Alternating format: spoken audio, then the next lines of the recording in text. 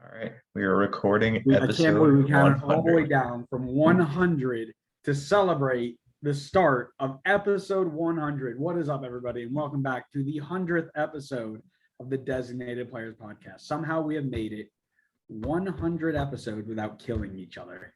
That in its own is just phenomenal. Yes, What's up, Connor? How you doing? I'm doing pretty good. How are you doing? I'm all right, man. I'm all right. We're here. We're celebrating episode 100. It's Q&A time. We don't usually sit down and do a lot of Q&As because we don't really have a ton of interaction in terms of questions and things like that. But we were able to reach out to a good amount of our former interviewees and some of our friends and followers out on the Twitter sphere and set ourselves up with some questions here. It's been 100 episodes. Nothing's changed. You know how we always start. What are you rocking? The 100th episode, of course. I'm gonna go with the one that started it all. You and me has been both, here the baby. most. You and me both. Going back to our roots. And I've got a surprise for you. Because hopefully 15 more scarves. Is that the surprise? I have a bunch of scarves. I was going to wear every single scarf I ever wore, but then I realized I couldn't fit them all on my neck. But I have a better surprise for you, and hopefully it comes to fruition soon and hits on a downstroke. But a lot of our interviewees were drawn through by one person who is not always with us anymore. But we might have a guest appearance by one Adam Tamburello for some questions here. So To ask or to answer some questions? Yes. We'll bring. So we might get a special guest appearance. We'll see how it goes. But as always, before we start every episode, we do Scarf of the Week. And we give a New York Mets update. New York Mets are up 1-0 against the St. Louis Cardinals because we're the greatest. I think it's two. I think it's two now. Is it two? I only got update for one. Starling Marte, let's go. And there he is, the return of the one, the only Adam Ice Cold Take Tamburello back at it again. We figured that if Adam wasn't around during season one, pretty much none of these interviewees would have come onto the show. So to celebrate episode 100, he's back to answer, to ask. He came very, very close to getting himself a complete and utter ban by responding to our Instagram poll with a question that will not be repeated on the recording. Adam, welcome back. I can easily pull up that question if you'd like, Andrew. Don't you dare. I will kick you off so fast. It's not even funny. I think Connor has control of that. I want to know what the question is. Oh, I'll send it to you, Connor. I'll ask the question. I'll give you a hint. It has to do with a certain former New York DP. And let's just say Andrew has very strong feelings toward him. And I'll leave it at that. Frank Ross. Yes. I love Frank Ross. I wish he came back. All right. Shall we dive into some questions from former interviewees and fans? No. Okay. Let's just end the episode right there. It's done. All right. I ask you, Mr. Wright, what does MLS look like in 10 years? Our friend Max Ramos from wait, sorry. I got to change scarves. So I'm doing a scarf for every question. So we're going to break out the Inter Miami scarf for this one. And from the Siege, Max Ramos asks, what does MLS look like in 10 years to you, Mr. Wright?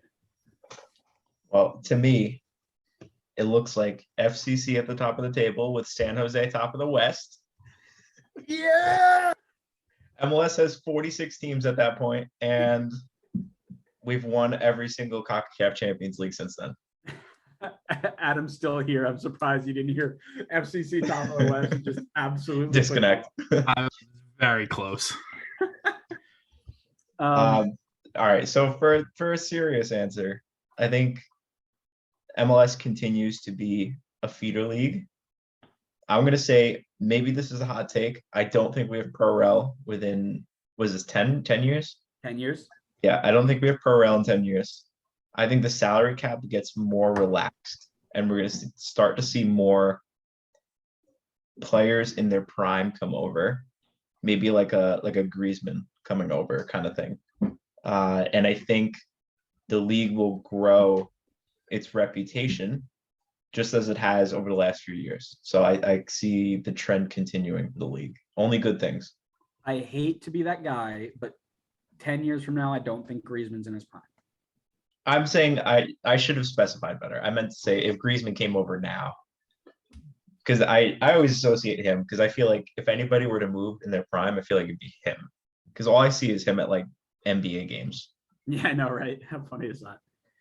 I agree with you. I think MLS in 10 years is a player, a much more prominent player in the world stage in terms of purchasing. I think we continue to sell at the rate that we're selling, but I think we go in and we make bigger splashes in European markets. We start to maybe, I'm going to use the term control for lack of a better term, but control maybe the South American markets, right? We set the prices there instead of Man City coming and stealing all of the good Brazilian players, Argentinian players, whatever. I agree with you. I don't think Pro Rel comes in 10 years. I don't think we're ready for it, but I do think we see a stronger, with MLS Next Pro being a thing, I think we see a stronger pyramid than what we've had. Instead of just having USL Championship, USL 1, USL 2, I think all of those become actual players in the market as well. You see USL Championship start selling players like the English Championship. I think we don't hit 46 teams. I think maybe we stop at 36. I think that's going to be our breaking point, or maybe 40. But I don't think we go much higher than that. I sure hope not. 40 teams is ridiculous. I know. But I agree with you. I think we continue to grow. I think I don't know if we grow as fast as we have been. Do we get to MLS 6.0 at that point? Maybe. What does that look like? I don't know yet. But I'm excited to see where we'll be, because I know we're not going down. That's for sure. All right.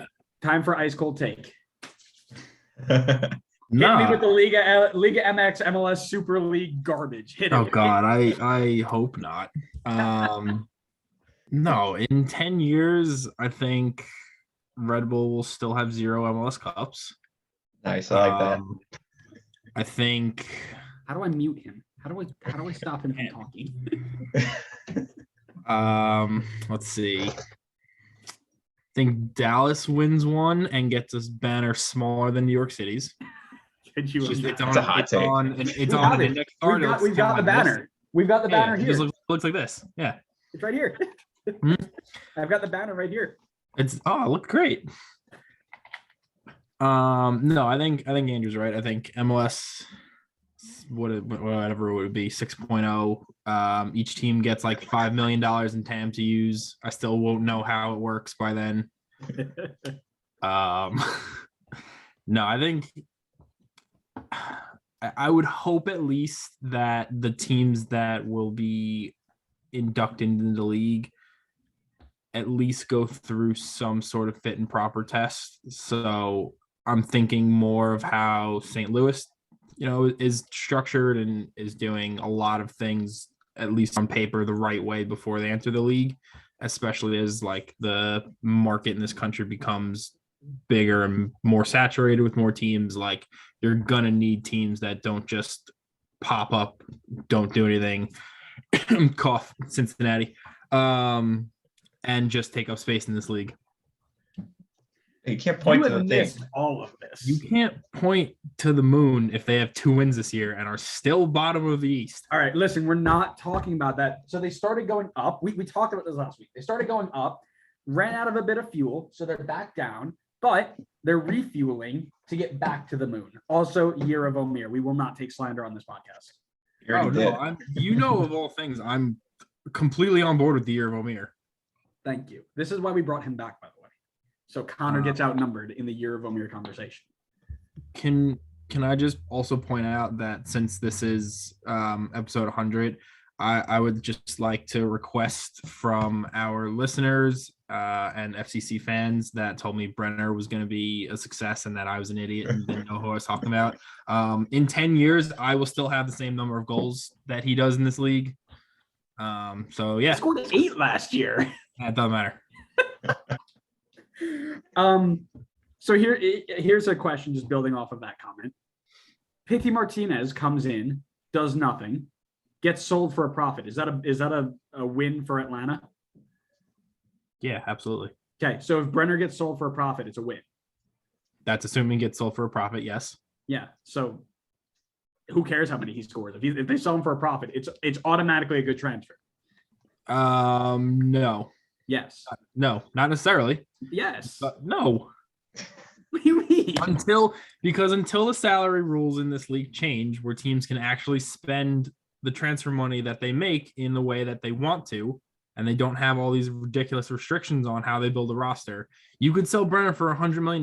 Guess what? You're still only getting $200,000 in TAM to use. 750. Give him credit. That's 3/4 of Jorgensen. That's about half a player. Moving on. Thank you, Max, for the question. Thank you for being a part of our road to 100 episodes. Our first proper non-friend interview, if I remember correctly. I think so, yeah. Yeah, because it was Casman, it was Jason, and then it was Max. So thank you, Max, for being a part of our road to 100. We appreciate you, and we appreciate your question. Next up, from Jason. So the question was, which U.S. men's national team player are you most excited to see in World Cup qualifying?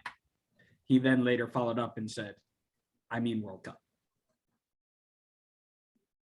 Mr. Tamburello, who is it and why is it Omir Fernandez? Go. Until Omir officially gets a cap, I can't say him. It's a good question. I feel like the obvious answer is De La Torre, but I don't want to pick him just to be obvious, but I'm probably going to go with him for the sole reason that it's not Sebastian Lletget and he knows how to pass the ball forward.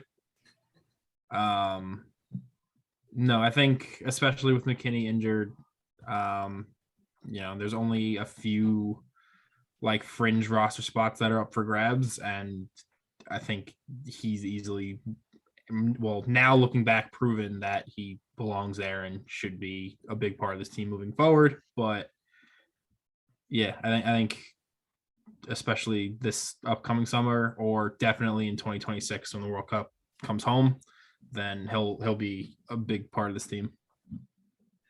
The worst part about having all three of us back is Adam gets to steal all of my answers, because that was my answer. I was hyped to watch Luca De La Torre. I will go with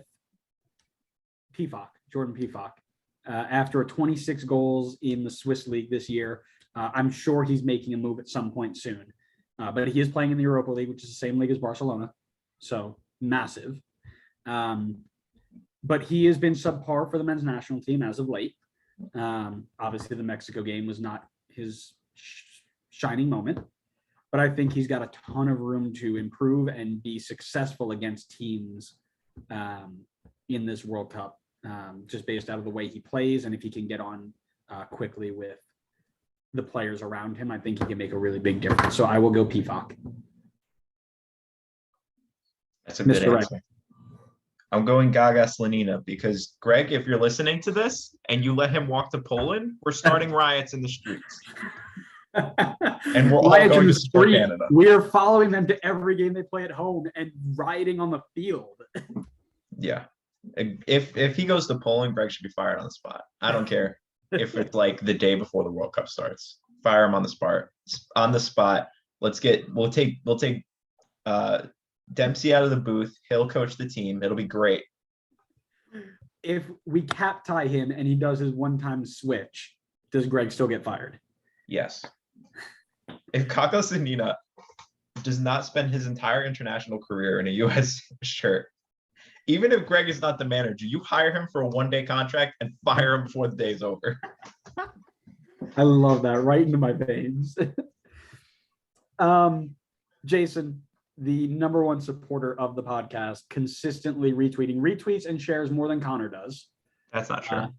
It is true. Absolute goat of a guy. Wait, I forgot to switch my scarf. Well, it's too late now. No, it's not. FC Cincinnati. They can't even spell Cincinnati right on their scarf. It's a German scarf. Oh my God. FC Cincinnati. Yeah, that's about right. I love it. I also was going to put one on.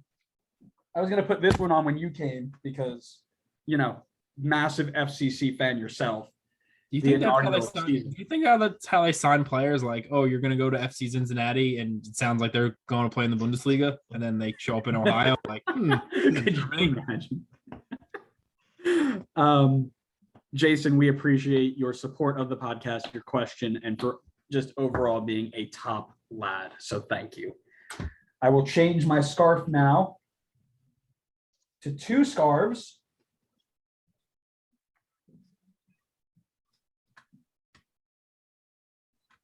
Can you get it Bolton together? Wanderers FC and Alfred University. Oh, I'm leaving. That's all right. You brought out your Ithaca poster in the back. We had to make sure we got the good schools. Yeah, that's on the wall. I can't really take that down. You definitely can if you try hard enough. No, it's nailed in there pretty good. Moving on to Coach Tracy Blake's question. U.S. national team has qualified for Qatar 2022. What are the chances of them moving out of the group?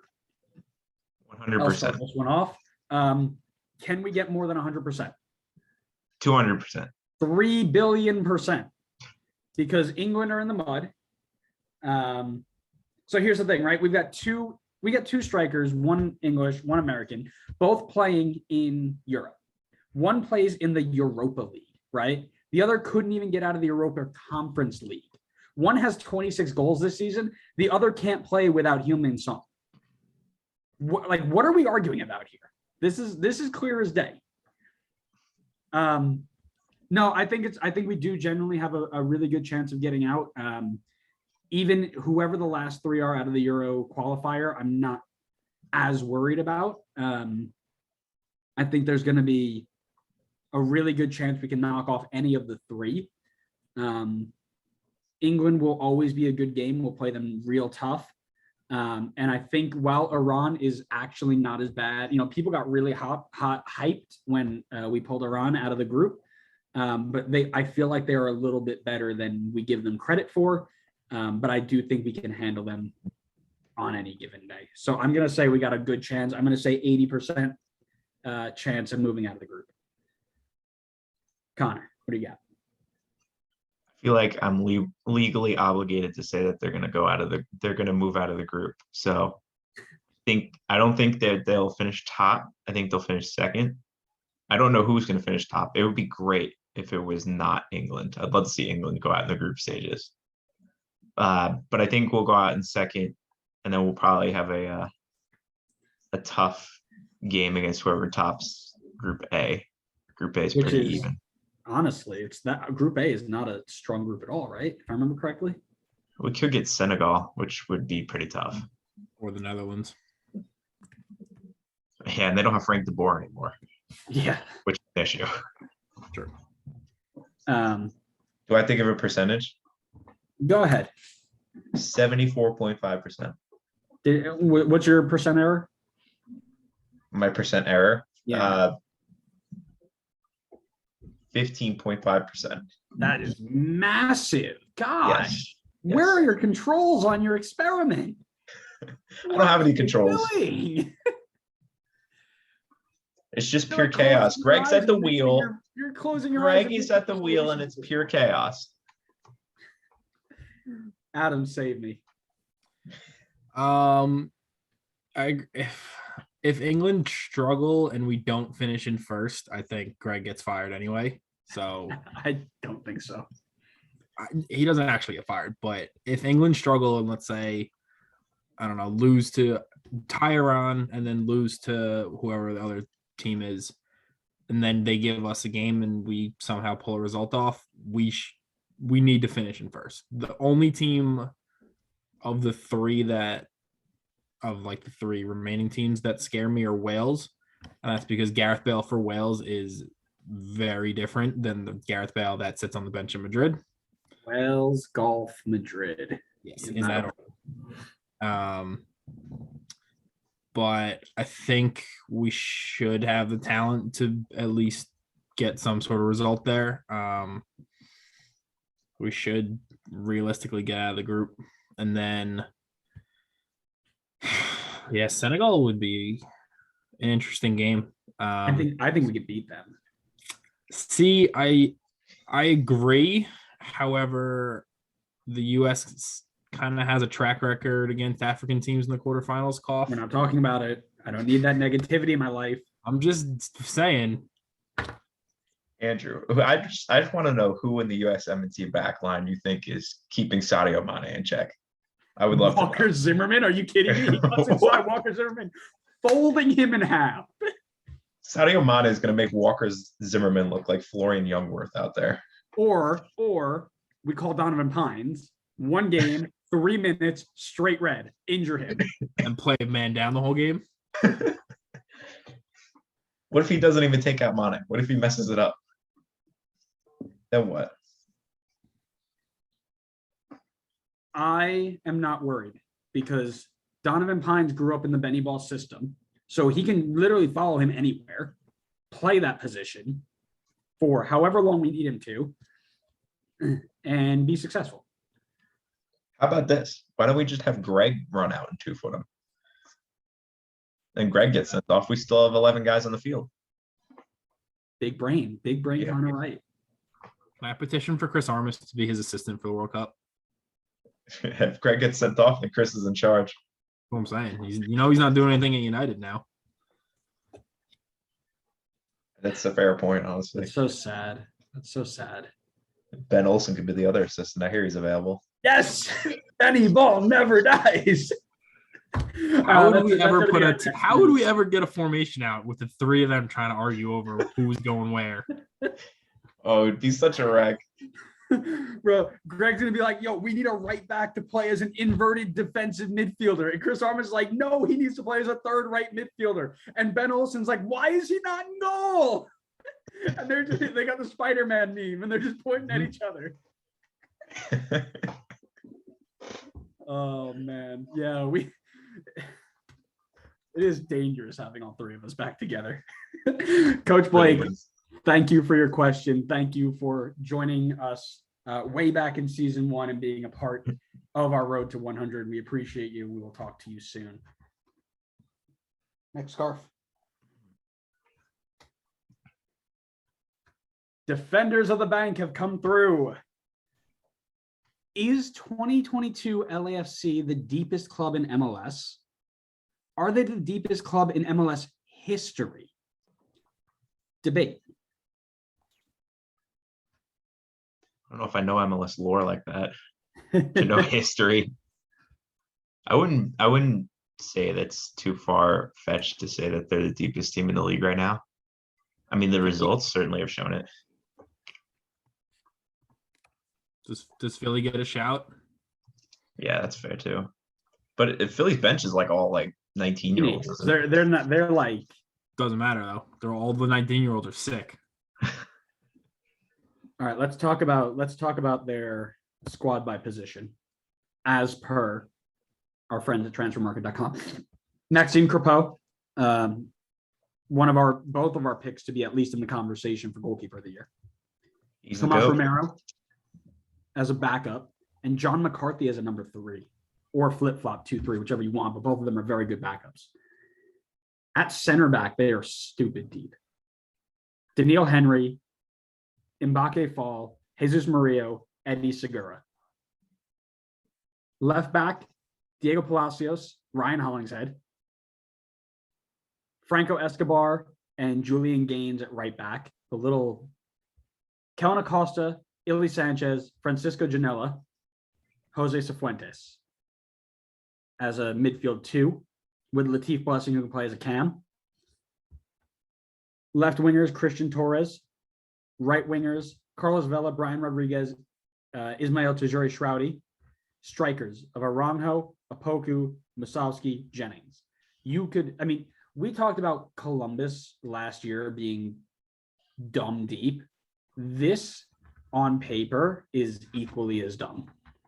You could pick any team, any player on that list that we just gave and play them. Yes. I'm still gonna put my vote in for Philadelphia just based off the reasons you gave for LA. In goal, because they have 3 arguably starting quality goalies: Andre Blake, Joe Bendik, Matt Friesa. I mean, they're Joe back. Bendik is past it. Joe Bendik is amazing, and you take that back. Joe Bendik is past He it. said hi to us one day at the Red Bull game, so you can stop. Did he really? Oh, maybe I was with Casman. Yeah, it wasn't with me. The only 2 players they have over 30 are Corey Burke, who is 30, and Ali Bedoya, who's 34. The rest of that entire back line that is killing it this season, average age is 25. I'm not arguing they're not young, but if you look at the center backs, they've got 4 center backs.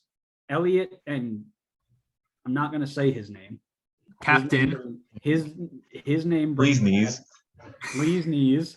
My boy Gleesnees. Stuart Finley, who's an absolute liability. Yeah. And Brandon Craig, who, again, young guy, right? You got Kai Wagner, Matt Real, and Anton Sorensen, both, again, young, potential, not as deep as Hollingshead Palacios combo. And Bizo and Harriel are probably the better right back pairing than LAFC. Flock, Martinez, Bueno, Cole Turner. Okay. Jack McGuinn, Ali Bedoya. Paxton, Gosdog, Quinn Sullivan. Ure, Carranza, Santos, Corey Burke. I will give you that it's close. It's definitely close, but I'm picking LAFC over Philly. It's fair. All I know is I've seen Julian Carranza play for Miami, and I've seen Julian Carranza play 6 games for Philly, and they're not the same person, by the way. They're not. I'm convinced. You cannot convince me the same person signed for Inter Miami couldn't make the field and now is playing. You can't. I mean, yeah, it's sad. Yeah. In history, Toronto FC won a treble. You don't do that if you're not deep. Or have Giovinco. Striker Giovinco. Exactly. He's back. You guys can have that argument again. Nope. I am a mature, No, you're old not. 25-year-old individual who will not get into this nonsense. But yeah, Clint Irwin, Alex Bono, both of them could have started on any day. Justin Morrow, Ashton Morgan, Drew Moore, Nick Hagland, Eric Zavaleta, Chris Mavinga as 4, Gregory Vanderweel as a right back, with Auro Jr. So Vanderweel, Auro Jr. would swap in. So that back line was consistently great. Michael Bradley when he wasn't terrible. Marky Delgado, Jonathan Osorio in a midfield 3 with Victor Vasquez. Giovinco, Altidore, Akinola, Hamilton, and Ricketts. I mean, it's not a great strike force. 2018 Josie Altidore? Yeah, it is. No, I meant across the board. Okay. Like Gio's fantastic. Josie was good. The other 2 were meh. Yeah, I agree with Adam on that one. There is an argument that can be made for them being the deepest team in history. I don't think it matters if they don't win anything. You can be as deep as you want. If you're not going to win something, it doesn't matter. Sure. So that you can definitely make an argument. And to Connor's point, right? I don't have MLS lore back past like 2012. So, and no team in 2012 outside of maybe LA Galaxy were truly deep. 2018 Red Bull have a shout, I think. But I would say that in my recent, with lack of review of every team from every year for the last 26 years, I would say there's definitely an argument that can be made that they are the most deep team in history. I will counter that by saying it does not matter if you can't win at least at least an MLS Cup. A tiny banner. Tiny banner. If you can't get a tiny banner, you're useless. I think, can we petition to make that just a thing? Like whoever wins just has to get a tiny banner. And it gets smaller and smaller and smaller. I agree with that. That's their punishment for not having a stadium, by the way. It's fine. They don't need one. That's not a requirement for being in this league for 8 years or whatever it is. One more question from our friends at Defenders of the Bank. Is there a component of MLS you would change and why? I'm going to let you go first because I've got a good tangent for this one. I mean, I alluded to it before, but just the salary restrictions. Granted, I haven't spent that much time trying to understand it, which I probably should do considering how much I follow this league, but I don't understand TAM and all this nonsense with trading and people getting sold for, third round draft picks and 2 bottles of Coke. But teams should be allowed to, fill the roster with how they want and to build it the way they, arguably should. We shouldn't have these crazy rules on you can only have 2 international people and, it just limits on what this league, I think, can become. Because the money's there. Yeah, don't worry about it. We actually tried to explain this like 3 episodes ago live, and I actually had to look it up. So don't you worry, friend. Yeah, Connor, what do you got? We should get rid of whatever salary thing we've got in place right now that is super confusing and a mess. And we should just let people spend. And the San Jose's and the RSLs will pay the price for not spending because they will just consistently lose. And I feel like they need to essentially be punished for how much they don't spend, or like Colorado too. Like the fact that teams just don't use all 3 designated player spots is like wild. Just doesn't make any sense. So yeah, I think I agree with Adam. Anything else you want to get on a soapbox for? Add to Connor's though, if you're not gonna, I don't know how you would punish teams for not using it their DP spot or not trying to build it, because we don't have relegation. So realistically, San Jose can exist in this league for the next 20 years. They don't have to fill those spots. They can continue to exist and play games and lose 29 games a season. And there's nothing that's going to happen. People are still going to show up. I don't know how many people would continue to show up. Yeah, I mean, they have 9 people that go to games anyway, but yeah. My turn. Yeah.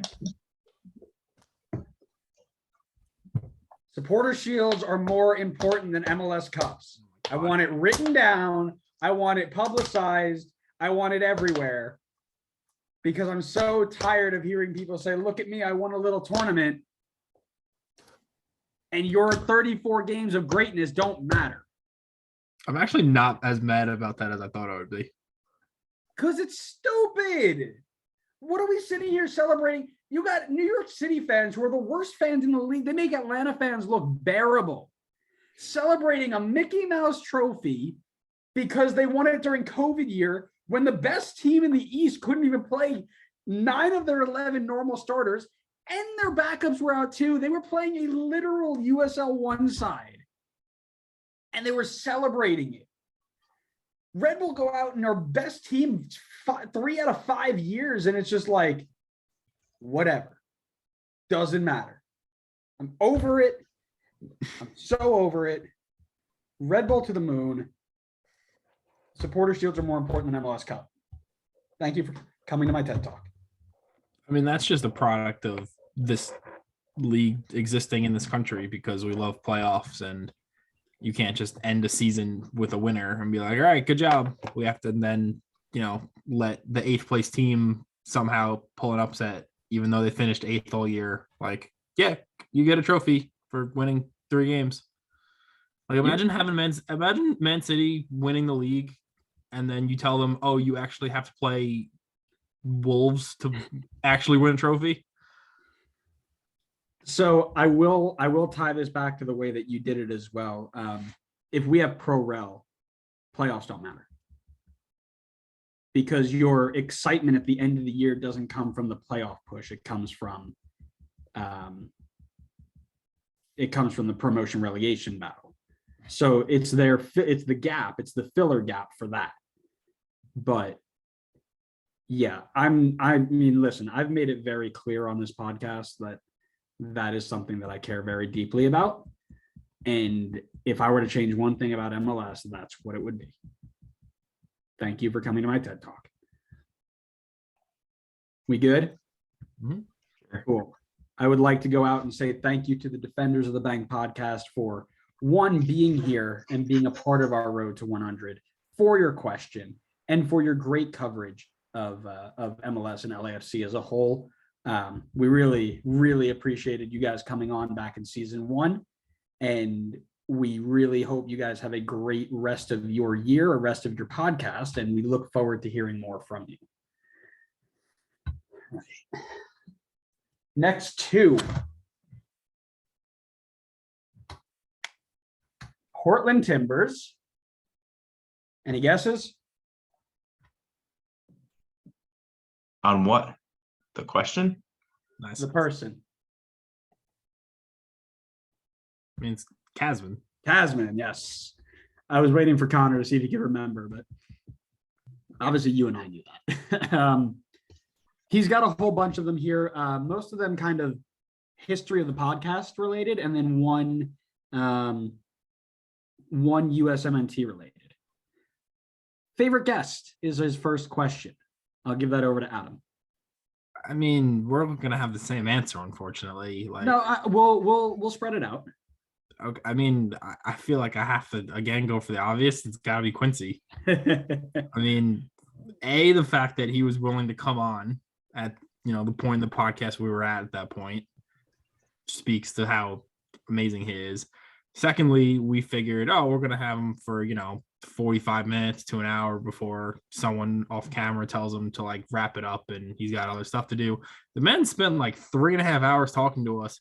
Probably would still be talking to us right now if we didn't have stuff to do and wouldn't add like a 30-hour episode. So if you haven't watched that, go onto YouTube and watch it. And you don't have to watch the whole thing. I mean, you should. It's a great interview, great episode. But start at the beginning and just kind of click like 10, 15-minute intervals. You'll see the sun go down. And we lose him after like 2 hours, and he just keeps going. It was like literally he was lit up by the light on his computer screen. It was so crazy. But that was one of the episodes where like, and it's a terrible thing to say, but I don't think I will ever write a script as good as the one I wrote for that episode. And I don't know if we'll have an interview guest that brought that much energy and enthusiasm. And like it's the episode where if someone asks me about the podcast, I tell them, look, I know this is 3 hours, but like, go listen to it. When I have friends who are taking like long road trips, like, oh, what should I listen to? I literally send them that. I go, if you are and most of them are like athletes or something. If you're an athlete, you want to understand how to handle adversity or anything like that, listen to this and like be careful, because you're going to want to run through a wall and you're driving. So just don't like drive through a wall. But yeah, no, I'm with you there. I'll spin it, and I agree. I think that was really cool. Jason Klein from Flamingo. I do have that scarf. Hold on. Wasn't prepared. Well, I was, but I didn't. I was going to say Quincy, and I do have the Quincy scarf too, but It's upside down. Forward Madison. And while we're here, since I already have it out, the Quincy scarf, Las Vegas lights. Nice. Listen, we were following the Mingos for years before we made the podcast, and that was almost like a joke. It was like, oh, we should see if he wants to come on. And the dude was like, yeah, hit me up with an email. And he sat down and we talked about everything and anything about, social media and being a USL team and all that stuff. And he was super chill too. He was a super cool guy. So I'll pick Jason Klein for that one.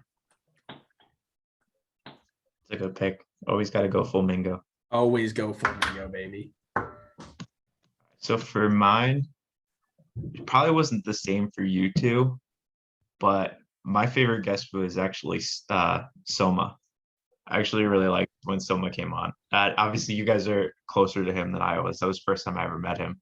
But listening to him talk about his stories from when he played overseas or even in the US as well, they were just like, it was like addicting listening to his stories. Like I still remember the one story he told about when he was playing in Italy and the guy like brought in a gun to like I forget what it was. It was like contract negotiations or something like that.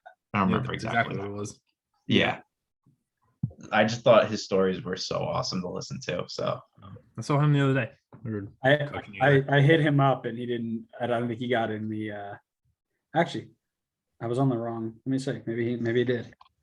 No, I got nothing from him. That's okay. I hit him up, see if he wanted to say anything. He saw it 9 hours ago and didn't answer. So Yeah, that's okay. These kids are rejected. But yeah, if I end up back at Alfred as a coach, I'm hitting him up and we're gonna make a Comac to Alfred pipeline. It's gonna be great. I'll put a spin on this one because it could be pretty easy. Favorite episode non-interview. The non-interview is mine, but just to avoid saying the Quincy episode, the Jason episode, right? What's your favorite non-interview episode? I can go first. I think I've got a pretty good one. If you guys aren't ready. So for me, just based off of the research side of it, I forgot they played here was so much fun to prep. Like go back and figure out like some players who, I mean, I think Adam brought up Aitor Karanka, who I didn't even know who existed at the time. And then I look back, I'm like, wait, whoa. Hold on a second. So yeah, that was super cool. I loved prepping that and I loved going through it because we all came with different answers. So like you were like, oh, I can't believe this dude played here. And then you're like, yeah, but what about this guy? And you look back, what? So that was easily one of my favorites for sure. I can do mine. Now. I'm trying to. I'll do mine so Adam can think through some more. My favorite, and I'm pulling up the episode numbers. We're episode number 14 and 15. They were the Mount Rushmores that we did for each team. I thought those were hilarious. Like the yelling back and forth that Andrew would do with the two of us. Well, and listen, all right. Let me freeze you right there. There are some things that were like, okay, I can jokingly yell at you for, but there were some unexcusable things like Mr. Tamburello leaving off players that were so clearly supposed to be on there. What was it? Robbie Keane for Zlatan? Was that the answer? Is that the? Are you kidding? Still stand by that. No, you don't. You're a liar. You're lying to my face. Nope. Oh my God. There's no shot, bro. There's no shot. Don't forget, I put Jonathan Osorio over Josie Altidore on the Toronto. Yeah, you did. That's almost excusable. No, it's not. That's pretty bad. No, I'm okay with that because both of them deserve it, right? You think Zlatan doesn't deserve it? No, he was there for a year and a half. It was lethal when he was here for a year and a half. I do not care.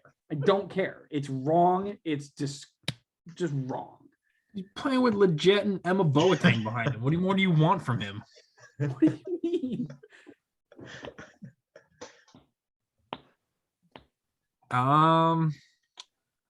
Looking now, I think any of the MLS is back ones we did, just because that was kind of, mid-COVID. It was kind of weird. Like it was a big, I think it was just a nice way for like soccer to come back. As weird as it was, the tournament itself was, I don't know, you had like 11 o'clock kickoffs.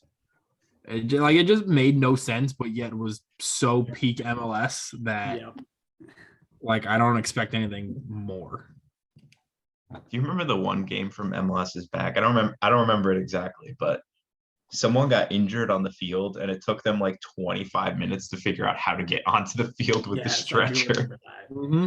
And it was bad injury too, from what I remember. It was Yeah, like it was a people were bad one. screaming, like, get on the field. And they were like, how do I get into this like college field? Yeah, they couldn't figure out how to open the gate or something.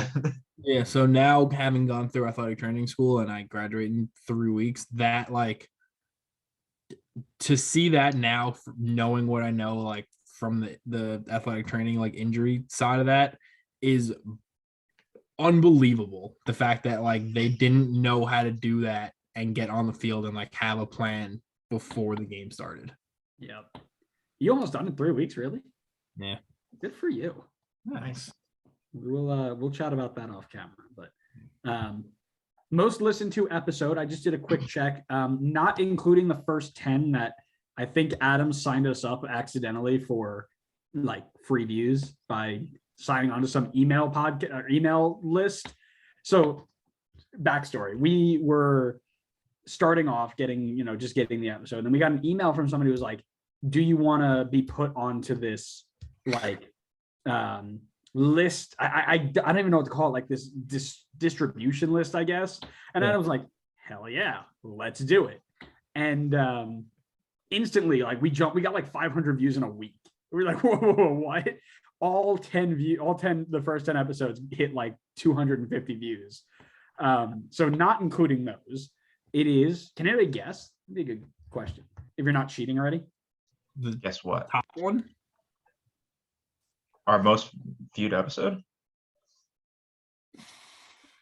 Yeah. I have it up, so I won't answer. I mean, I would like to think it's the Quincy one, but It's not. I figured. Is it an interview one? It's not. It is a season no. 3. Yeah, it's a recent one. Okay, then I have no idea. Somehow the episode we did on the 14-year-old signing for New York City, the Hector Herrera to Houston, and Fabian Herber's calling out Gonzalo Higuain on his podcast got 77 views, which is our most. It's probably for the Fabian Herber's part. Had to be. Excuse me as I try and grab some last minute questions.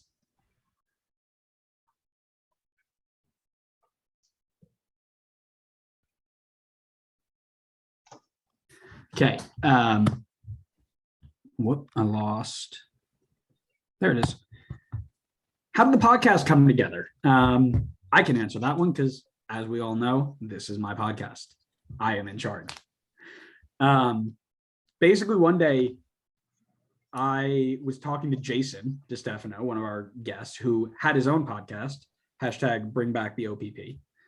And I was just kind of talking about what he does and how he does it. And I was watching some game at that time, and I'm like, man, I talk about MLS all the time.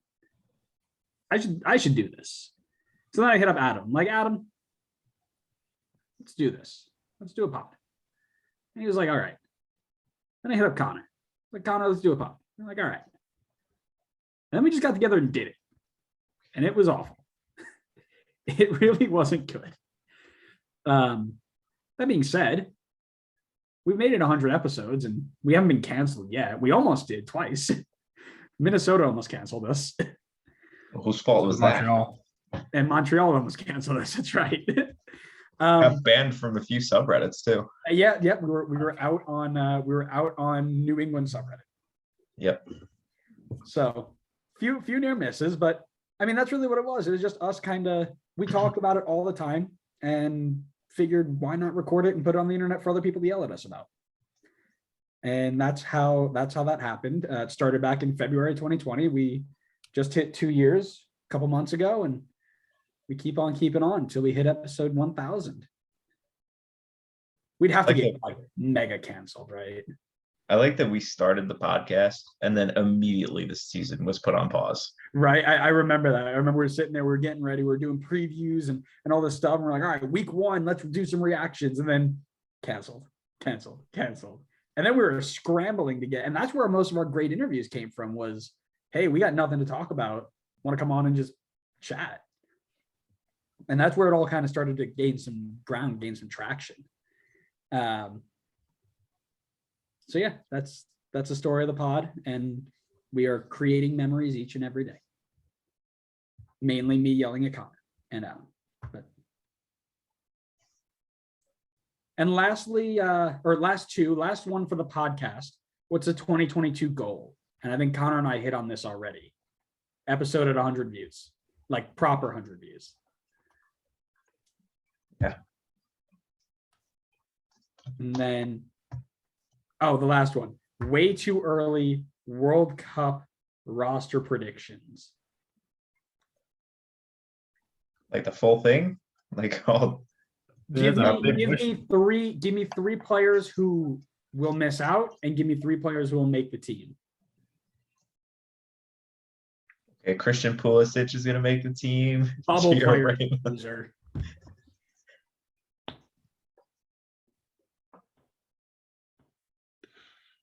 All right. We can do. Let's do one each. My bubble in, Djordje Mihailovic. My bubble out. Probably like Chris Richards, low man on the totem pole center back. I'm gonna go with. Is Ferreira considered a bubble player? I'd say so. Yeah. I think he'll make it, depending on how the next couple months with Dallas go. And then out, Joe Scally. Oh man, the internet would burn. I think that would be a mistake, but I don't think he'll make it. Say bubble in.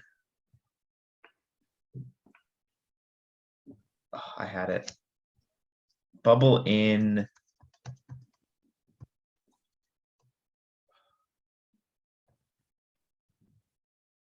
DeAndre Yedlin.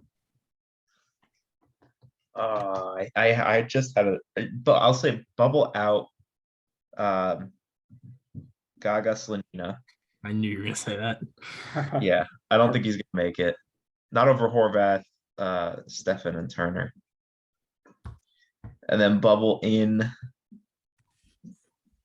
Oh man, I don't want to say Luca. I feel like we kind of all expected him to be there. Does Paul Areola count as a bubble? I'd say so. All right, no, I'll say Aaron Long. Aaron Long bubble in. Aaron Long, not on the bubble. He's driving the plane because we need the Euro snobs to cry. We've been through this. That's why I said bubble in. Anyways, Casman, thanks so much for being one of our first ever guests and for your support of the pod. We miss you. We hope you're doing well, and we will talk to you soon. Oh, this is one of the ones I think I need to make up. Oh no, my chair of stars almost fell.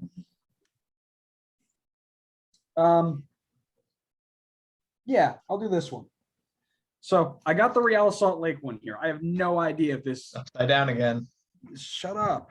I have no idea if this applies because we've yet to interview him, but one of our Twitter followers and our live stream reaction partners, Sons of a Pitch podcast, came in and asked us, what's the most rewarding moment of the podcast so far? Adam's going to say Quincy. No, I'm not. Shut up. No, I know what mine is. Go ahead. For me, and it's I know I'm gonna be in the very, very small minority for this, but it's interviewing Brandon. Obviously one of, if not my best friend.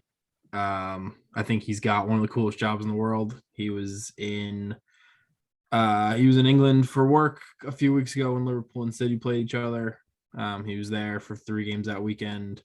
I know he works crazy hours and, probably hates his schedule and his work hours, but it was really cool to get to have him on and talk to him, and proud of him.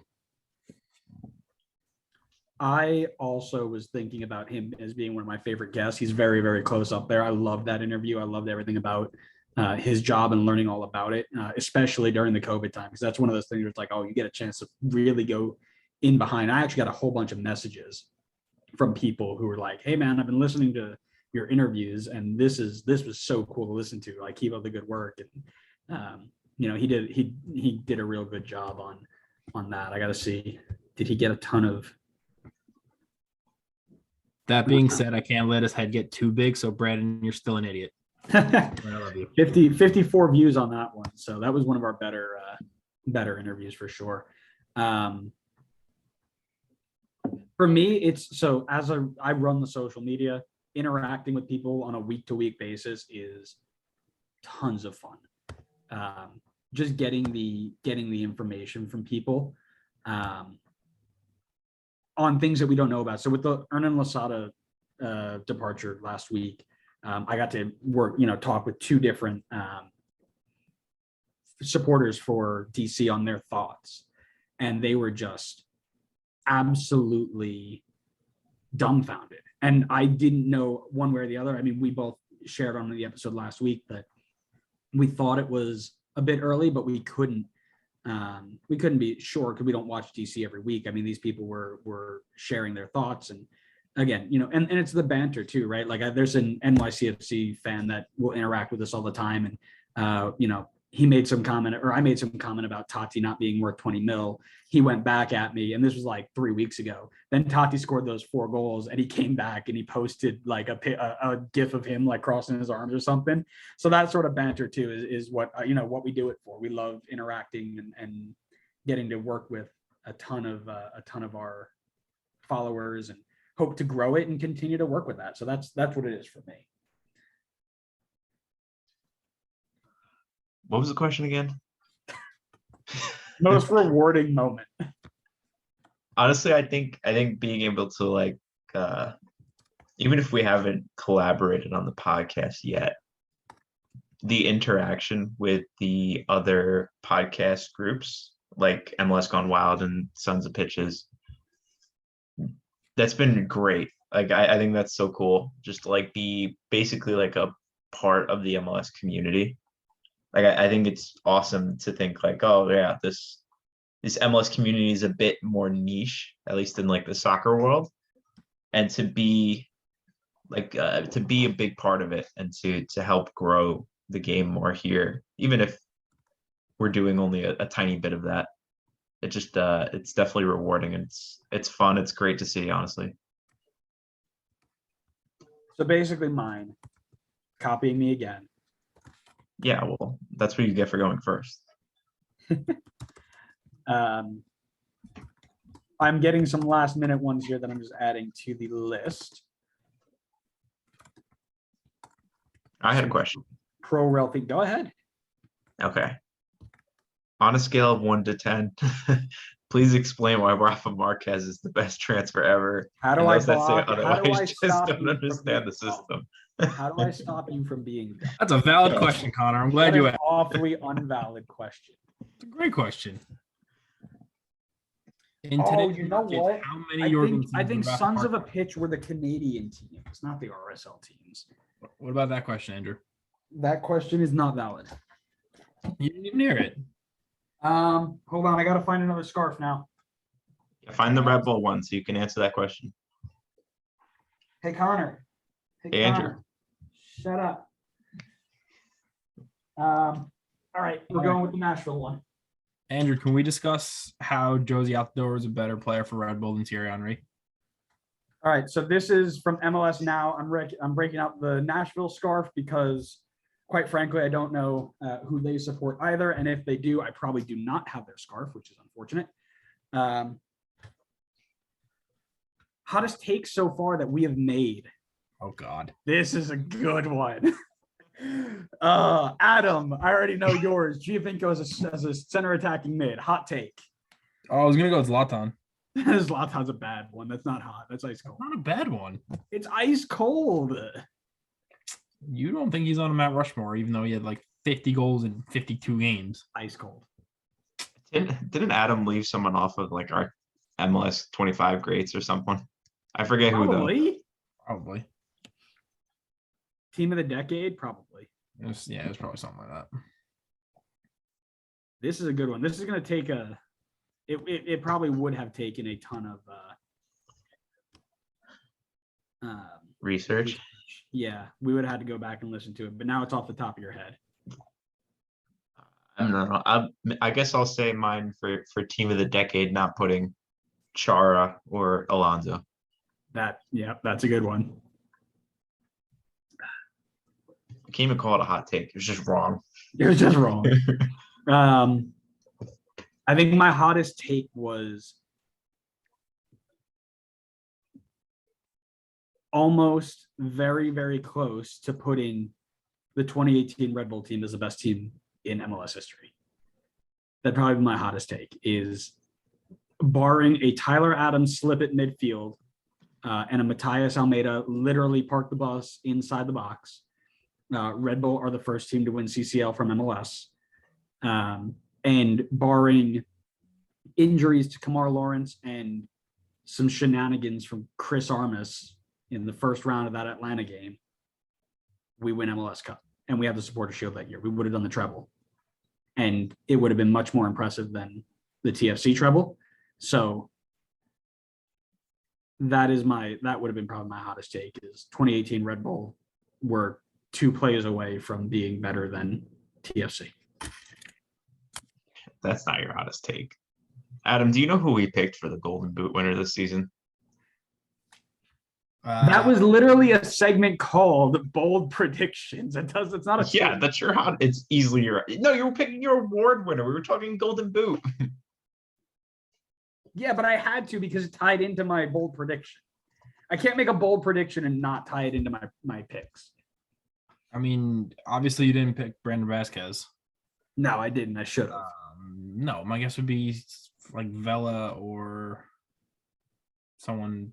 Casper Shabilko at Chicago Fire. Shut up! No, he's not.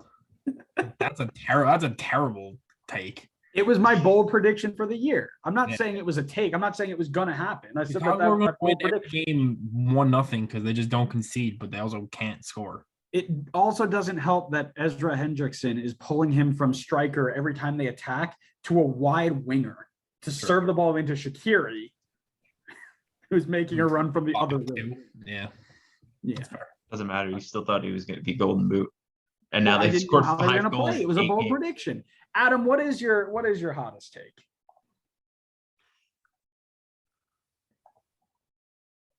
That FCC's a dumpster fire? No. I don't know what my hottest take is. That Polito's going to be Polito's going to be good for Sporting Kansas City. We know the hottest take. Don't you remember his top 10 center back list? Roberto Punchet. That's what I was like number 4. That's what I was waiting. That was a good one. Number 5 center back in the entire league, Roberto Punchet, who played a total of 4 MLS games that season. Yeah, it's fair. He had less games than he did places left to go in your prediction. Oh, that was bad. That was really bad. I believe MLS on I-80 Sports is a TFC. I believe. I might be wrong. Call me out if I'm wrong. Sorry, but before we do that, MLS Now, Sons of a Pitch, thank you guys both for your question, for your support. Sons of a Pitch, thank you for getting us into live streaming and live reacting. One of my favorite things that we've done with the podcast so far is getting to sit down and watch some of those games live with viewers. And MLS Now, always a great interactor on the Twitter sphere, getting in and getting some conversations going. So I appreciate you guys. And we hope to collab with you guys properly very soon. So MLS on I-80 Sports from Twitter. Ideas on how to fix the low television ratings for MLS on national TV. Put your stadium in places that are actually accessible. Cough Red Bull. So that doesn't affect TV, right? No, it doesn't. But more fans means people are actually going to want to pay attention to it. Okay. No, I think realistically they need 2 things. I think they need an NBC style. I don't even know what Yeah, like a preview show, right? Yeah. And then okay, go ahead. I think they need something like that. So they have a set cast that, like talks about the games and match previews and halftime stuff, similar to what NBC does with Premier League, and we have Champions League coverage. Second thing is just pick a channel and put the games on it. That's it. That's probably the simplest one. I shouldn't have to worry about whether the game's on ESPN Plus, USA, Twitter, Univision. Like, there are too many options. I don't know where half my games are being played, especially as someone who, when I have a free weekend and I can watch and check my fantasy lineup and, actually pay attention to 17 games at once, like, I just need one channel. Sorry. You're not wrong. You're not wrong, right? Really, I mean, Premier League even is spread out over 2 channels, and one of them just gets 0, right? USA, whenever it has a game, gets nothing. It's always NBC. And on the flip side of that, once you pick a channel, promote the hell out of it. You really got to go and push it, because how many people really knew about Premier League on NBC unless they were watching like hockey, and then it came up and was like, oh, see you tomorrow at 8 a.m. for Chelsea City, right? That's how I figured it out. The Houston game was on Twitter the other day. I didn't know that it was even going on and being televised, or that it wasn't on like an actual TV. Like, I just happened to be on Twitter and it pops up at the top like, hey, this is happening live. Yeah, I think it's a mix of being too spread over various distributors, right? And not promoting it hard enough on any of them, right? Mm-hmm. It also doesn't help that our schedule plays in correspondence to the NFL season, the NBA season, the NHL playoffs, things that have been here for years. Now, this is not me suggesting we switch to the European calendar. We saw how bad that was when we played in February. That being said, you need to find a way to find time slots that don't overlap with massive games. And when you do have the chance, and if you can only promote for X amount of months for money or whatever, pick the month so that nothing's going on, right? No football, no basketball, no hockey. There's just soccer, just true football. Part of it too is that because our country and our league is so geographically big, like, I'm not staying up at 10 o'clock at night to watch the LA kickoff. Like, the game ends at 12:30. Like, I got stuff to do the next day. I can't be staying up till 1 a.m. to watch a game that is taking place 3 hours away. Likewise, the 1 p.m. kickoffs during weekends when you're coaching, reffing, or for most people with their kids, watching them play or watching them do stuff, right? So national TV is where our primetime games are, but even those kickoffs suck. 4 p.m. on a Sunday. Yeah. Most people are napping on 4 p.m. on a Sunday. Come on. Connor, what are your thoughts, man? I mean, Adam and I have kept you out of this one. I think MLS needs to do a better job at marketing their star players. I think that's one of the things that the NBA does the best out of all American sports. And I think it helps them boost their ratings and popularity a ton. I think that, everybody in this country, whether you like follow basketball or not, knows who LeBron James is. But you can't say the same thing for the LeBron James of soccer, right? Like, not enough people. Yeah, but all right. So then the LeBron James of MLS, I don't know who that would be. I will leave that to everybody's own determination to come up with that. But you couldn't ask someone randomly on the street to name 5 MLS players. Don't point at Omir. He's not the LeBron James of MLS. Do you think that's because we don't have an American that's the face, like that could be the face of our league. Like everyone in the NBA is American. Like you can market LeBron James because he grew up in Ohio and it is. I think that's a great point. All the best players in the national team right now don't play. Yeah. Like realistically, you're going to use Walker Zimmerman, Paul Areola, like not Aaron Long. So here's, I think what this all ties back to is this one. We need to end Euro. Can you see that? No. There's some glare. This one. I can't read that. We're ending Euro snobism. Yeah. We need to end Euro snobism, people. We need people to stop thinking that they are too good to watch this league. If people are consistently sitting there bad-mouthing the league without even watching it simply because they'd rather watch some team that they'll never get to see in their life on a TV, that is an issue because negativity spreads way faster than positivity, right? Because it's cooler to hate something than it is to like something. But how are you going to expect someone in let's say England to watch an MLS game if it's going to kick off? No, not saying end that in Europe. Don't care about Europe. End that with your neighbor next door, right? Okay. When you share something on Twitter, don't have somebody come back and say this league is stupid. Why would you even do something like this? Because that is easier to do than to say, hey man, I'm with you on this. Let's go ahead and do this. Because we are the minority right now in the sports world. We don't jump off the page as a must-see event. So we have to make people realize that it's cooler to enjoy it than to hate it.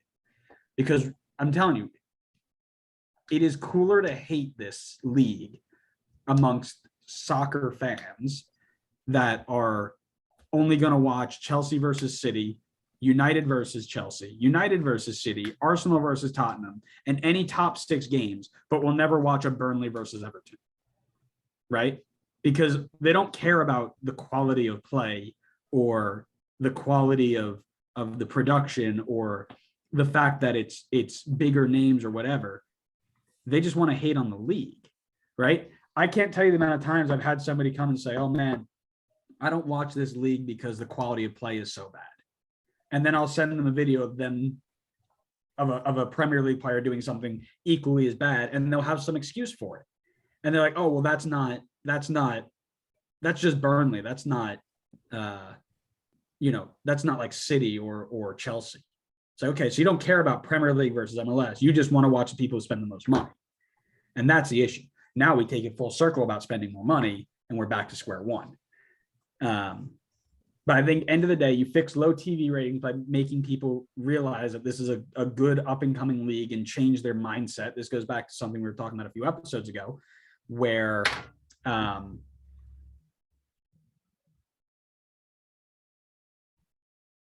dropped my pen and I dropped my thoughts. Change their mindset, change. What was I talking about?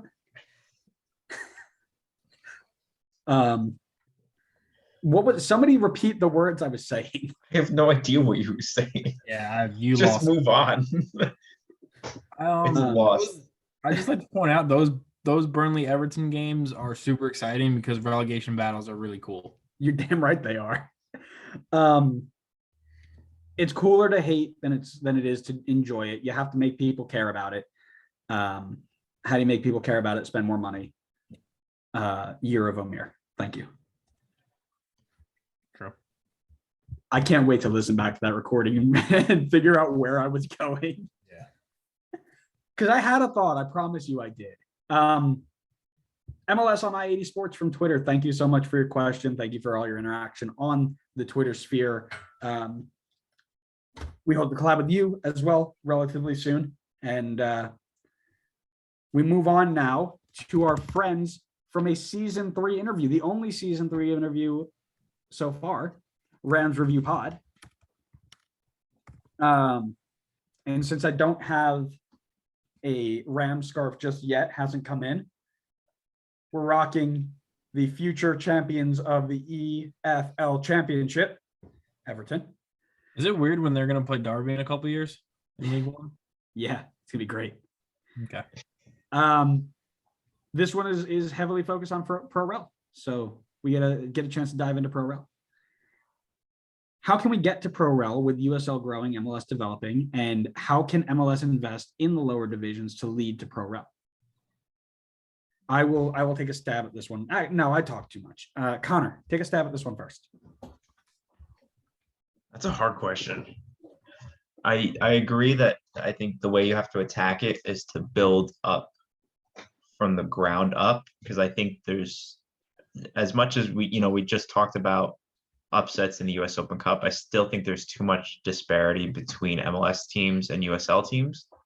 Once you can make that like more even, now you're going to have much better Pro Rel, because as of this moment, I feel like you would just see 3 teams pulling in Norwich, where they just go down, come back up, go down, come back up. I have to think on it more. So if you want to jump in here with an idea, I'm not entirely sure how to fund the USL teams yet. I'm thinking on it. I don't know if the money's necessarily the issue. I think it would have to be, and I have zero details on how this would actually happen, but I think you'd have to set it up in the football pyramid style. So you have you have to set hard caps on how many teams are in each league. So we can't have 72 teams in MLS in the future. And then you have to make sure that enough money, or equal money, I guess, is being sent down to those USL teams. Because there are some good USL teams that we've seen in the Open Cup that can compete and even beat MLS teams. So like the talent is there. It's now just giving them the incentive and means to continue to develop players, continue to be able to, build their club. Like there's no reason a Phoenix or Indy 11 shouldn't be in the MLS, but you can't tell me that Cincinnati get to win 4 games every year and exist as an MLS team just because, there's no other option. We were talking about this last episode about how the talent at USL level is much higher than most people think. And I'm not saying that's for all teams, because you do have teams like Red Bull 2 in there that are literally a bunch of 16-year-olds playing against grown men, and they just get romped on. But for the most part, you get really legitimate teams in there who are not going to just lie down. So to get to Pro Rel, you need to have more FCC-like USL teams. When they were bringing in 30,000 fans a game, it was the number one thing to do. People really enjoyed it. That needs to start, right? You need to have a good base to fall down to. You can't fall down to nothing. Otherwise, you go back to NASL, and now you're in trouble. That being said, I do think if MLS wants to dive into the Pro Rel agreement, they are going to need to be the ones to take charge and say, okay, we're going to invest in this to make it happen. It's not going to happen overnight. And it won't happen by, as we just talked about last question. If you can't get the Euro snobs to follow the number 1 league, you're not getting them to follow the number 2. It's just not going to happen. So MLS needs to invest in themselves first, bring their ratings up, and then worry about that, which is why I think Pro Rel won't happen right now. But you also need to have some sort of pool. And maybe this is where, big brain here, long term. Maybe this is why when you sell players for $15 million and you only get 750, it's because it's all going into a bank to set up Pro Rel so that the first few years that when teams go down, they have a legitimate package to make them survive. overall, I think the investment into lower divisions isn't actually monetary. It is, well, it'll obviously come with money, but it's not like here is $15 million, go do something with it. It is, hey, we're going to put this money into promoting your league, or we're going to give you this loan to promote your league. We're going to allow you to sign players outside of this, or loan, we'll have an agreement where you loan, like they're doing now with Red Bull 2, Hartford and New York City, whatever. We're going to make that agreement so you can grow your league. We're going to let you build your soccer specific stadiums and have all this stuff. And then we'll allow some of your teams to come up into our league, right? To act as that like promotion and show you what it's all about. The last thing you need to do, I think, is get rid of the old owners who are afraid to lose money if they go down. That is what's holding you back the most. Robert Kraft and the owners from, the original 10 will never want to lose money on their investment. So until they're gone and you have people come in who are willing to take that risk, you won't see it. All those factors together, you're looking at another 25 years before this stuff happens. Personally, that's what I think. I think as well, and this is something that is going to take years of money, effort, time, planning, and I'm going to continually use them as example because I think, although they're not officially, they are in the league, but they're not actually in the league yet. All the stuff St. Louis is doing within St. Louis, as far as setting up a St. Louis 2 team, they're doing a lot of stuff, in the community to build up like the youth programs and scouting from there and setting up essentially an academy, like to basically fund the first team, but they're doing it in a way that gets the people of St. Louis invested in their team. So like the closest team to us on Long Island is Red Bull, which is an hour and a half away, 17 hours of Andrews driving through the city. And, the area around it isn't like, you would have no idea that the stadium's there until you actually can see the stadium. Like there's nothing in the surrounding area that says there's a professional soccer team there and the people in Hoboken should care about it. So if we ever go to another game, it is only going to be via train. I just want to put that out. Yeah, absolutely. But I agree. Connor. I don't have anything else to add. I thought you said you were thinking about something. Yeah, I couldn't land on anything. Maybe it'll come up later on in another episode. But I would say I definitely agree. I like the point of I don't know how it would be done, but I like the point of trying to drive out the owners that aren't willing to spend and improve the league. I don't know how you would do that, but I think it's a good idea. You take the money that isn't being given to clubs for transfers, you put together a package to buy out the contract of the owner and let them sell the team for whatever it is. Issue is current team valuation is $500 million. So you got to pay out $500 million. For a bunch of teams too. For a bunch of teams. You need somebody to come in. You need somebody with Elon Musk money to come in and be like, haha, I dropped this on the sidewalk. Would you like this? And then get out of my club. Thank you. I saw something today, and this is just because you brought up Elon Musk. It would only take $6 billion to solve world hunger, and he just was like, nah, I'm going to buy Twitter. For times more than that. That is definitely an off recording conversation. Yeah. Because we usually only go for about 45 minutes, but with Adam as a special guest, we stretched it up a little bit. But let's finish up. We got 3 questions left. Does college soccer hold pro American soccer players back? I think now it does. Interesting. Kind of agree. I think there wasn't a whole lot, at least when I was playing, and this is going to make me sound old. You are old. I know. there wasn't necessarily the pathway to get scouted to whether an MLS team, certainly not a European team. So the highest level realistically you could play was college, and then if you were good enough to play a D1 or get, drafted into the MLS or whatever, like then that was the next step you took.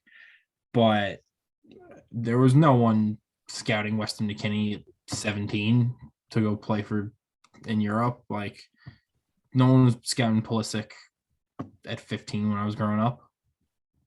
So I think now if you play in college, yeah, you might get scouted, or you might get drafted to the MLS when you declare it, but I don't think Augsburg is watching JMU smack up Hofstra every week. I actually disagree with both of you. I would say that college holds players back way less now than it did 10 years ago. Because, speaking of which, 10 years ago, that's when you were in college. You were really old. 10 years ago, I was in high school. Oh, was 10 years ago when you guys were losing the county championship? 11 years ago, but yeah, continue. Oh, that struck a nerve. With the development of the youth system in American football, with the development of the academy system, with the development of the US coaching philosophy, with everything that is being developed currently, players are more frequently getting put into professional atmospheres, where college is less about holding them back and more about just giving them game time in a more competitive atmosphere, if that makes sense. So you've got players like, oh gosh, I'm forgetting the guy's name who won the Herman Trophy this year. Oh gosh, now I feel dumb. It started with a T. I think it's Talvera.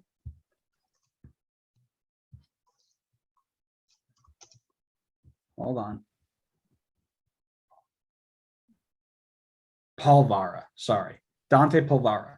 Dante Polvara grew up playing in the New York City Academy when it developed, went to Georgetown for 3 years and instantly signed with Gladbach. At Aberdeen. Aberdeen? Yep, Aberdeen. Joe Scally's at Gladbach, sorry. Right, so he was being scouted in the City Academy. They didn't go to Georgetown and watch him play, but because of his time in the youth system, playing at Georgetown was just playing at Georgetown. I think college is just that filler time between when they can actually sign. You're also seeing more and more players go directly past college through to the first team from academy systems now. I mean, you see it with players all the time. So I would disagree by saying that it holds them back as much as it is just a chance for them to play at a more competitive level. Do I think that more players who have aspirations to play pro should stay in the academy system and, play USL Pro or whatever? Sure. But I don't think we have a system that gives us that much flexibility yet. I don't think we have a system where you can go from high school straight into like a youth system, a youth pro system. And then if it doesn't work out, like, you'd be okay. You know what I mean? Like, if it doesn't work out after 3 years, you're now 3 years pulled from college and you've got nothing. But I would disagree. I don't think college holds pro American players back. I think if you're good enough to be a pro player as an American and you choose to go to college, people already know that you're good. College isn't going to hold you back.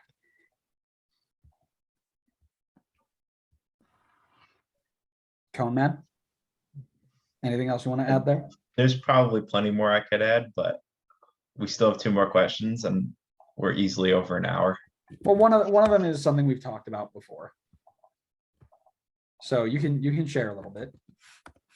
So I was looking at former Herman Trophy winners, most of which, these guys have had successful careers.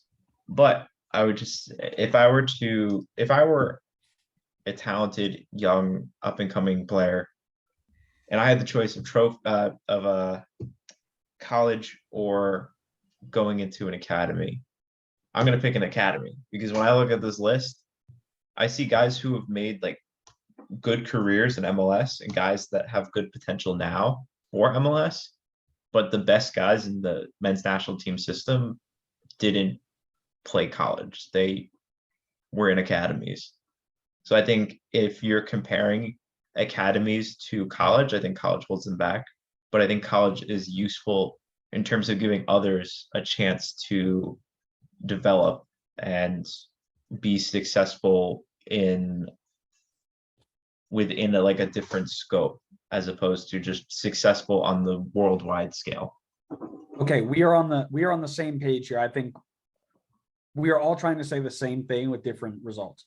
I think that if you are good enough to be a pro player, you're either not playing in college or people already know that you're good enough, so you're going to get college just in case you tear an ACL and you need some backup plan.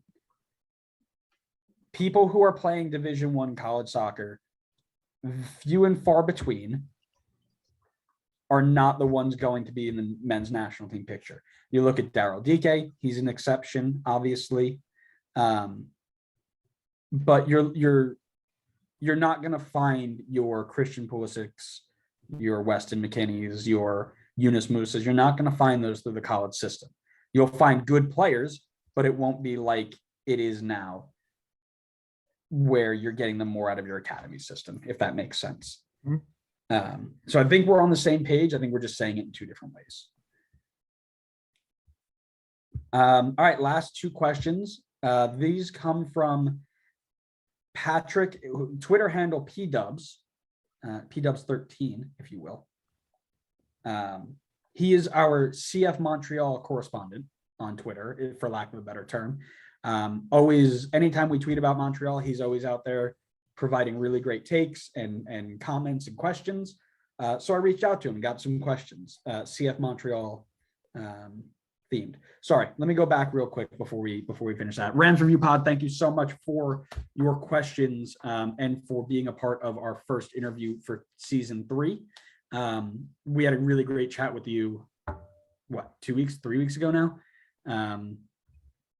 about all things MLS viewed overseas, ways that MLS can grow, kind of bouncing off of those ideas. We really appreciate your question. It was kind of short notice. I reached out to him about an hour ago, so they got back really quick and really appreciate it. Thanks so much for being a part of our road to 100, and we look forward to working with you again real soon. So back to Patrick here. Like I said, CF Montreal correspondent. He wants to know what do we think Djordje Mihailovic's ceiling is, and if he should be on the men's national team roster. So we kind of talked about the second part already. I do think he should be on the roster, if not the World Cup roster, definitely leading the Nations League for sure. What is his ceiling? I think his ceiling is as high as anybody in the attacking midfield. The moon. The moon. For lack of a better term, the moon. He will be on the plane with FC Cincinnati, of course. No, but in all seriousness, I think of any true number 10 in the system right now, I think he's got the highest ceiling. I think that he sees the game brilliantly. I think he's got really good movement off the ball. He creates his own space. He creates his own goals.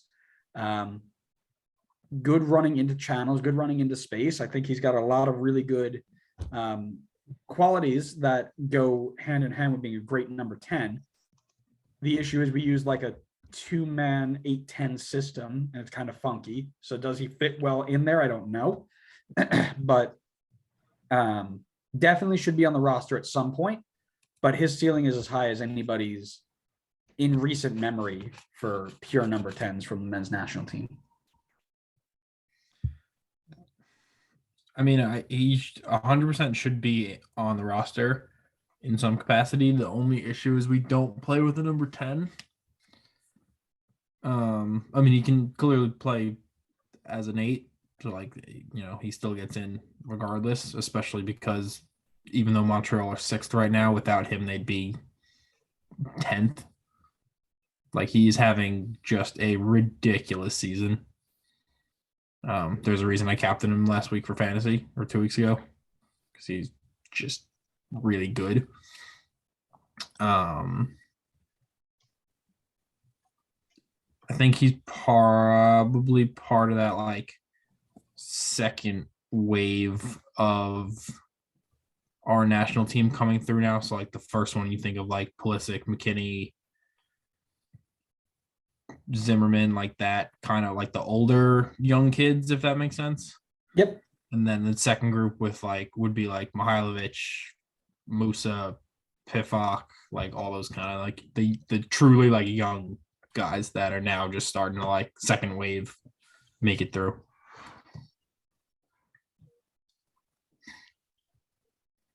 I would say right now at this moment, I think Sebastian Djordje is the best player in MLS, but I think 1B is Djordje. So I mean he's playing out of his mind this season, as you guys had mentioned. I think his ceiling, honestly, I would almost say on par with like what Brendan Aronson has done. I think he could easily jump to Europe. I think he could be just as successful, maybe even more.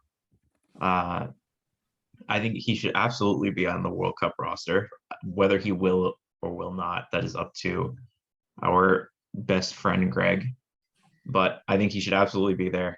He's played phenomenally this season, and like Adam said, without Djordje, I would be afraid to see where Montreal would be because they have they're in great form right now, but the start of the season was a wreck. So yeah, I hope he gets a move to a team where he gets game time because I definitely see him being successful in Europe as well with the right system in place. I think you'll figure out what they're like without him in just a few months here, because I can't imagine he sticks around much longer. Yeah, agreed. Final question, and then we'll wrap this thing up. What should Montreal be addressing in the summer window? What do they need to go shopping for? A team. Rough. A back line. Realistically, assuming Djordje leaves, someone to replace him as a creative midfielder. As much as I love Lassi Lapalainen, he's not that guy. He plays the left back, bro. I know that I don't know what's going on with Montreal, but yeah, they just need help everywhere. They need true wingbacks if they're going to play a wingback system.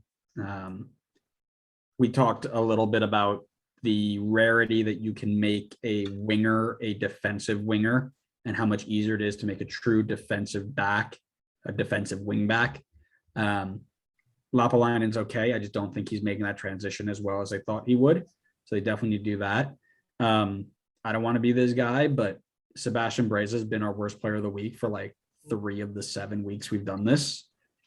Probably want to address that or give Pantemis his job back. Obviously, if Djordje leaves, got to replace him. But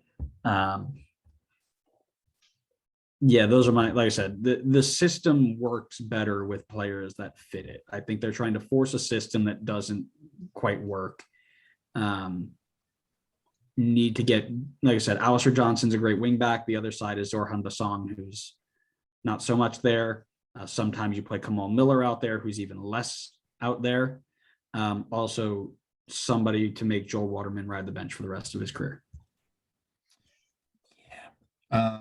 Something not player related that they should do is buy a new field, because I texted Andrew when they were playing, I want to say Vancouver, and on TV it looks like they're just playing on cement. It looks like, if you guys are old enough to remember the original FIFA Street, it looks like they're playing on that and they just kind of like CGI'd grass onto a street. Yeah. Please get a new stadium because my knees hurt watching them run on that. There's a reason Thierry like didn't ever want to play for you guys. Yeah, totally fair. Connor? I think they need a striker. I think Mason Toy's hurt right now. Kai Kamara is great for depth, but I don't think he should be your starting striker. I think if they went and grabbed someone who can fill the role of when Drogba is here, I think that would be phenomenal for them, especially if they manage to hold on to Djordje, whether that's like they sell him and then loan him back for the rest of the season or whatever. Because it would be useful for Djordje to like finish out the MLS season because it rolls right into the World Cup. So maybe a team buys him and loans him back. If you can have Djordje and then a Drogba like striker up top, I think Montreal will score endless goals this season. And then obviously, like you said, you got to address the back line and clean it up a little bit. I think adding some wing backs would help and probably shoring up the center backs. But yeah, I think to add on to what you guys had mentioned, I would say striker as well. It could be a good position. I don't know how long Mason Toy's out because Toy was good for them when he was playing, but I know he's hurt right now. Trying to think of who would be like a good older striker, and for whatever reason, the only name I can think of is Olivier Giroud. That's exactly who I was thinking of too.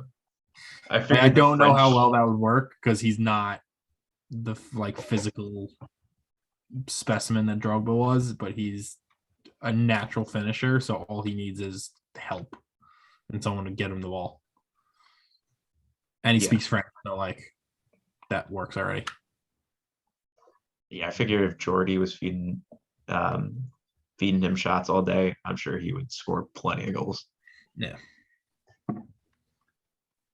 Yeah, can't disagree with those either. That's it. That is our Q&A episode 100. The only thing I can say is thank you. Thank you to everybody from day one to right now for your support, for your comments, for your interactions, for your hate comments, for your hate interactions, for everything in between. 100 is something I didn't even imagine back on February of 2020, asking you guys to start this up. Just thank you, and thank you. You guys have anything else you want to share? I think this is a sign for you to come back, Adam. Yeah. Once my schedule kind of comes down. Yeah, we'll have to get him back. It might have to be at depending on how much time we have, it might have to be on a like per month basis because we will run off tons of time. But listen, thanks everybody for listening to episode 100. Thanks everybody for listening to episodes 1 through 99.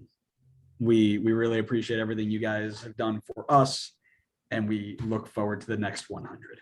Until next time, we'll see you on the next episode, Designated Players Podcast. See ya.